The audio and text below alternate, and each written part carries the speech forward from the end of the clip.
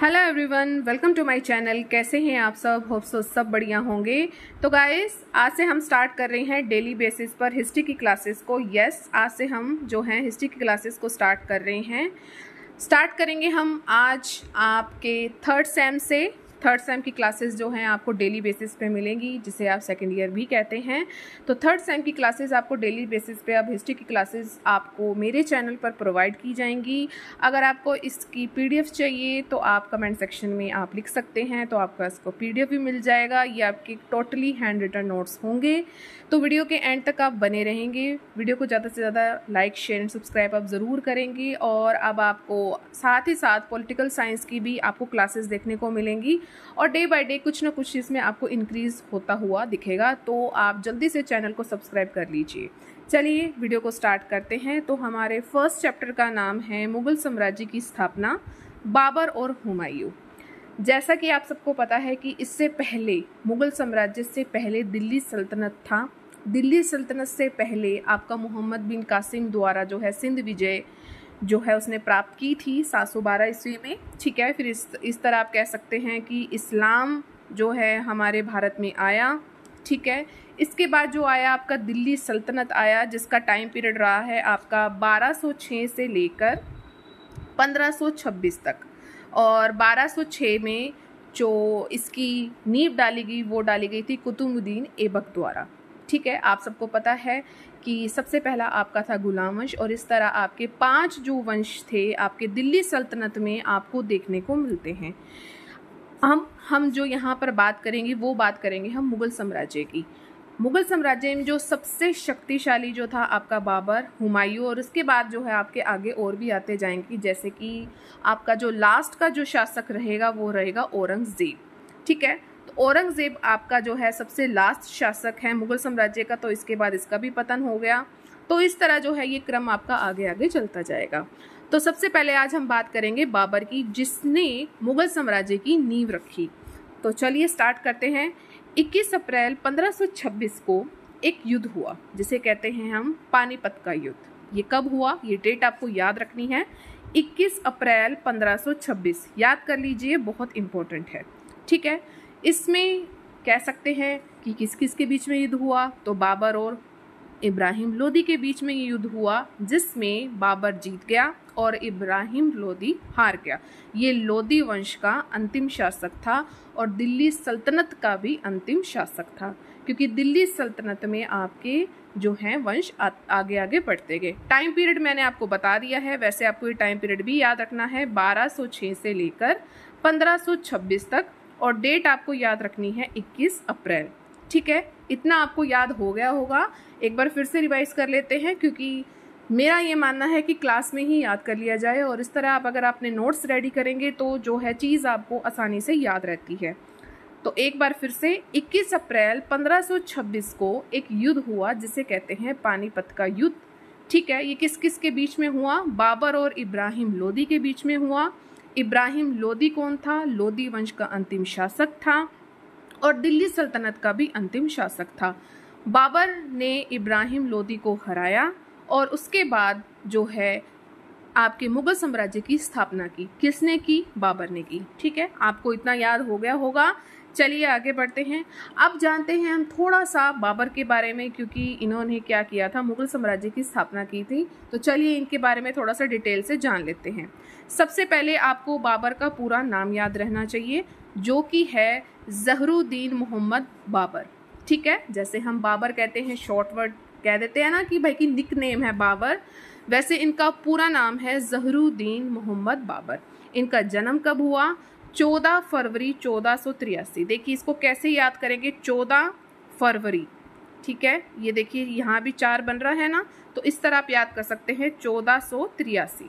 इस तरह मैंने इसको याद किया हुआ है, 14 फरवरी 1483। उम्मीद है अब आप इसको नहीं भूलेंगे। कब हुआ? मध्य एशिया स्थित तुर्किस्तान के एक छोटे से राज्य जो है फरंखना। ठीक है, इस जगह को आप ज़रूर याद रखिएगा। ठीक है, तो कहाँ हुआ? राज्य आपको जो है याद रखना है।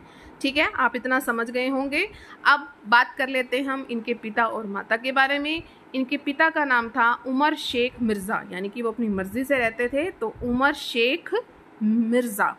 ये कौन से वंश से थे? तो ये तैमूर वंश से थे। ये भी आपको याद रखना है क्योंकि इनके वंश जो है बहुत ज़्यादा इम्पोर्टेंट है, क्योंकि दोनों का मिश्रण इनमें बाबर में, ज़हरुद्दीन मोहम्मद बाबर में देखने को मिलता है। ठीक है। इनकी माता का क्या नाम था? कुतलू गनीगार।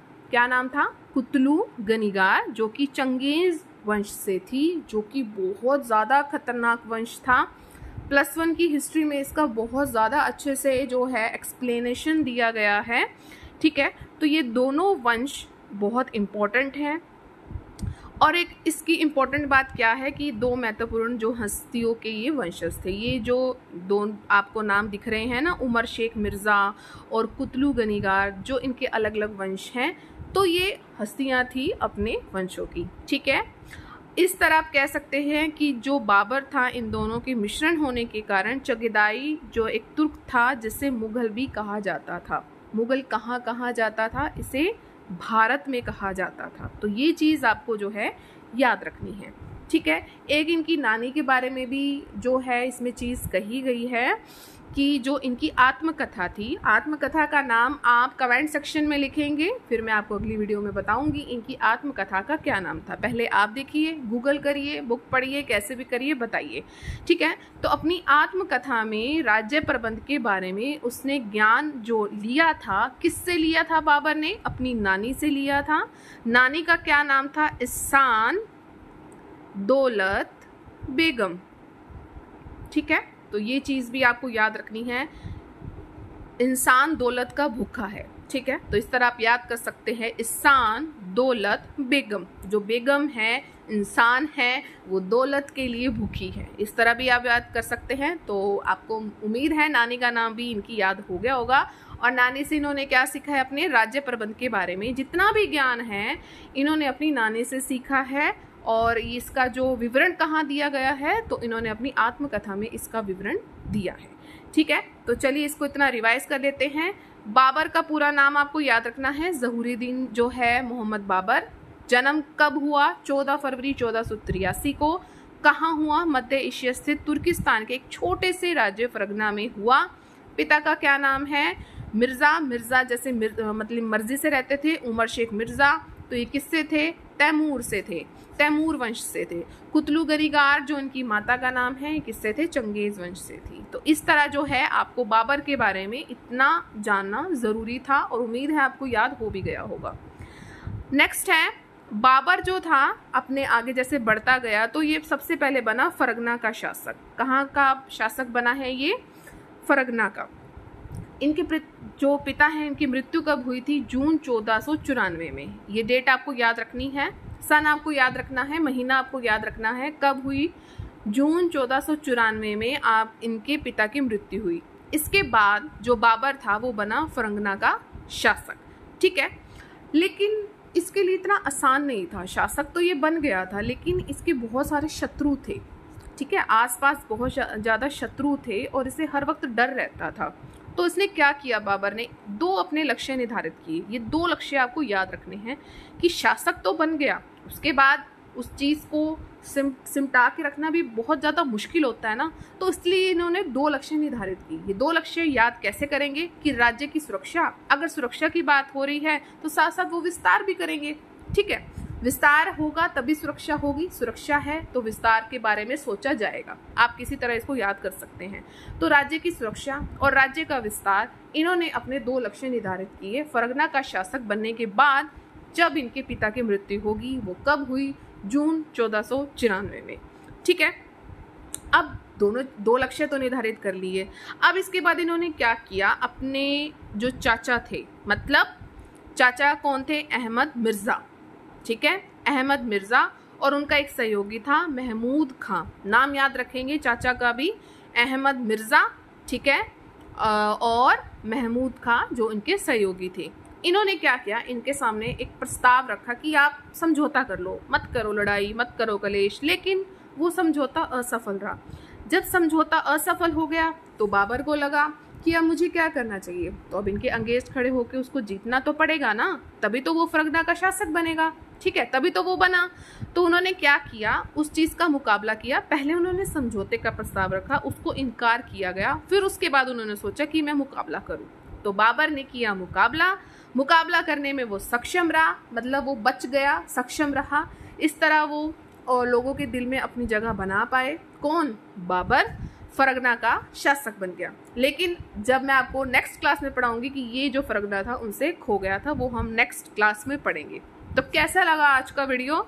मुझे उम्मीद है ये अच्छा लगा होगा। 10 मिनट का वीडियो था, लेकिन मैं कह सकती हूँ कि बहुत ज़्यादा इंटरेस्टिंग लगा होगा। अगर आपको आगे इसी तरह की वीडियोस चाहिए तो चैनल को कर लीजिए लाइक, शेयर एंड सब्सक्राइब का रेड बटन उसे ज़रूर प्रेस करना और ऑल पर ज़रूर क्लिक करना, तभी मेरे चैनल पर जितनी भी वीडियोस आएंगी उसकी नोटिफिकेशन आपको टाइम टू टाइम मिलती रहेगी।